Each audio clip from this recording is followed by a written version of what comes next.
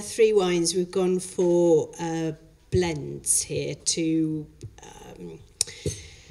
Again, I mean, many of the world's greatest wines are blends, so I think it's a very important route to explore, and particularly interesting when some of the local grape varieties come into the blend. But just really probably to tell you about a couple of these producers, particularly Aeolis, is a real family project, very, very boutique here. It's again down near the Greek border, near Loubiomets in the southeast of the country. And they planted their first vines in 2005, and they've got still somewhat under 3 hectares. They've got a Swiss partner who has a family history in wine, and the way they sort of described it to me when I met the family first was that the family history in wine comes from the Swiss part, and Bulgaria has the terroir, and the combination enables them to kind of focus on quality first, and they feel very passionate. I mean, it comes over when you meet them how passionate they are about what they're trying to do. So Thracian plain here, and what we've got here is a blend of I need to tell you it's 2009, sorry, not 2011, as is on your tasting sheet. And it's Merlot, 50%, Cabernet Sauvignon, 33%, Cabernet Franc, 17%. The 3 grapes being picked variously at the beginning of September, the beginning of October, and the end of October. Hand picking, very selective by parcel, very traditional red wine fermentation with French oak barrels, 400 litre ones for 14 months. And actually, again, that's something I've noticed really only in the last year or two, is that people are actually starting to move away from just relying on barrique-sized barrels all the time, but moving towards bigger barrels. So you've got, I think, quite a better integration and a better balance of oak there. So yes, incredibly boutique with just under 3 hectares, but very handcrafted wines, I think, here. And then Orbaelos, we're down in the Struma Valley again with a producer who believes in organic wine production. I believe they're certified organic. I think they didn't actually open their winery until about 2012, so again quite new on the block, but they'd had vineyards before that, obviously, to make the wines.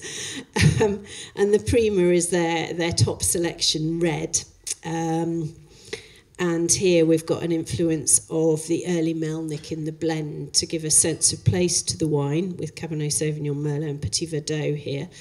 I mean, down in the Struma Valley, I suppose it's fair to say it's probably actually relatively easy to be organic and to have minimal spraying in most years, because it's pretty hot and it's pretty dry, so there's not a lot of pressure from fungal diseases. So, and I do have this feeling that wine is a luxury product, and we ought to be encouraging people to be at least sustainable and responsible in their viticulture, even if they don't go all the way to organic or biodynamic certification or whatever. I do think we have a duty to consider sustainability. And then the third wine, again, we're going back to Sintica, also in the Struma Valley, southwest corner of Bulgaria. So this is kind of my slightly political point here. You see the difference, the 2 PGIs of the Danube Plain and the Thracian Lowlands really don't take account of the fact that the Struma Valley is definitely a distinct terroir, for instance, compared to, say, if you go over to the east of the country and you start to get influence from the Black Sea. So there are more distinct terroirs, I think, than those 2 PGIs really take account of, but that's the way it is. Just going back very quickly to my earlier comment about Cabernet Franc and more mature wines, I think probably the reason I'm beginning to like older wines more is because I just love the aromas that red wines in particular develop, and I find I appreciate more and more of those. More and more of the enjoyment of wine I find is coming from the aroma as much as the palate. And that brings me on to the next wine, the first of these blends, the Aeolis, which on the nose I found a little nondescript, but I really liked the palate. I think it's very, very fine. There's an elegance, a harmony, a balance to it. It's got good fruit on the middle. It's a 6-year-old wine, 5.5-year-old wine, and yet there's just a freshness, a brightness, and I really like the way that tastes. And I suppose I also find it quite assured. I like wines that don't taste as if they're trying too hard, and I feel that comes across very nicely as a blend. That does reflect what Caroline was saying about the boutique approach, small vineyard, but I like the assurance that goes with that in this particular wine. The Orbelus, I'm not quite sure where to go with this. I know what I felt when I first tasted it. I found there was a slight porty character, an oxidative side, which I still find now, and yet at the same time there's a structure to it which suggests that maybe this has still got somewhere to go. So I'm slightly in between on this one at the moment, but I suppose I don't find this one as harmonious at this stage as the two other wines in this flight.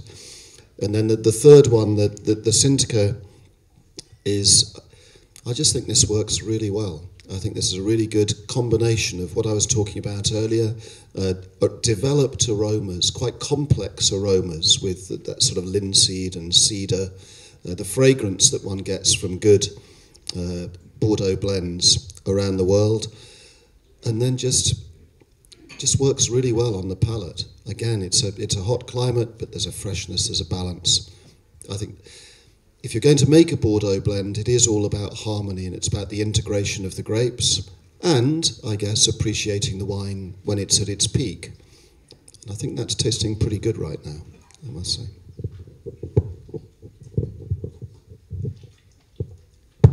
Well, I wholeheartedly agree about wine number 3, because I think this is a wonderful blend. First of all, the colour is a lot younger than the Cabernet Franc. It's quite rich in flavour. It's still young. It's a bit dried out from, I think, the oak aging, but it has all the vigour and lift that the 100% Cabernet Franc lacked. And I think this proves what I felt, that the blending, particularly of the Bordeaux grape varieties, one wouldn't expect too much blending from Pinot Noir, is very successful. I think they must have used the best Cabernet Franc to put in with the blend, and they left whatever was left for the 100%. I think that is a delicious wine, really, really good. Moving up to in the opposite direction to Orbelus, I like that. I can quite understand that Richard is a bit mystified by it. I think it is, between two stools quite a bit, but I think it's so powerful, and it's got so much depth with a bit of elegance there as well, and lots of tannins and a very good future. I think it's something which could appear in wine competitions and draw attention to itself, not just showing off, but draw attention to itself because it's an attention-drawing wine. I thought that was very interesting. Not my favourite of the flight at all, but I think it's a very interesting wine. And Aeolis shows, I think, dedication, precision. This is a beautiful, as Richard said, it's an unforced wine. I mean, it's obviously they're passionate about what they do, and to create something as balanced as that from quite a young, presumably quite a young vineyard and quite a young winery, I think that's tremendously encouraging.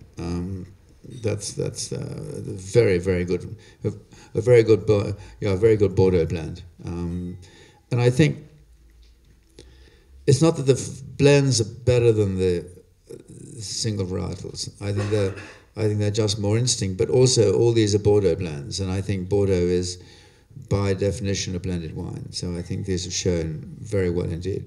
Okay, so what do you think of the new face of Bulgaria then? Does it have room in this market? I understand perfectly your point.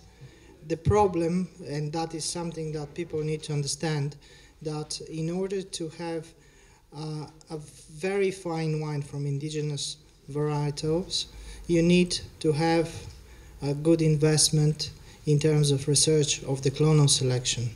which is something that has not been happening for the last 25 years. So all the varieties, indigenous varieties you're trying are either old vines or new vineyards with mother plants from old vineyards. So I think in order to be able to produce wines of the same stature as the international varieties, we need to look at that issue first. With Gumza, the Hungarians are working at the moment on Kadarka, which is their varietal, and with a couple of producers, we're actually going there in the Sexart area. A good friend of mine, Zoltan Hyman, he's making the first vintage from that experimental plantation. So there are some trials for those, but I think they are very early stages. We believe in local varieties, but at the moment we have to work with what we have.